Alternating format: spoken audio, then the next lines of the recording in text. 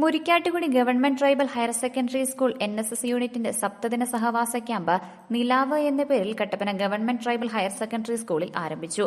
വിളംബര ജാഥയോടുകൂടിയാണ് ക്യാമ്പിന് തുടക്കമായത്. ഇടുക്കി ലൈവ് വാർത്തകൾ നിങ്ങൾക്കായി അവതരിപ്പിക്കുന്നത് ഓക്സിജൻ, ദി ഡിജിറ്റൽ എക്സ്പെർട്ട്.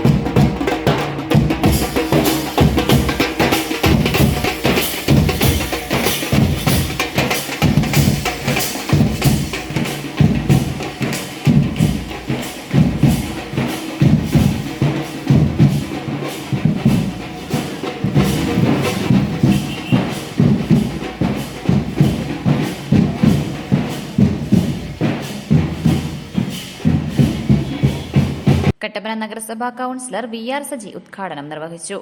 നഗരസഭാ കൌൺസിലർ TG M രാജു അധ്യക്ഷത വഹിച്ചു. PTA president Prince Mattappallil, Shiyas AK, Aji Mariyil തുടങ്ങിയവർ സംസാരിച്ചു.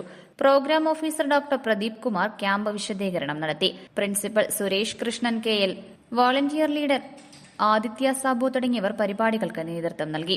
ക്യാമ്പ് പ്രോജക്ടിന്റെ ഭാഗമായി സ്ഥാപിച്ച ലഹരിവിരുദ്ധ കമ്മ്യൂണിറ്റി ക്യാൻവാസിന്റെ ഉദ്ഘാടനം കവി KR രാമചന്ദ്രൻ നിർവഹിച്ചു.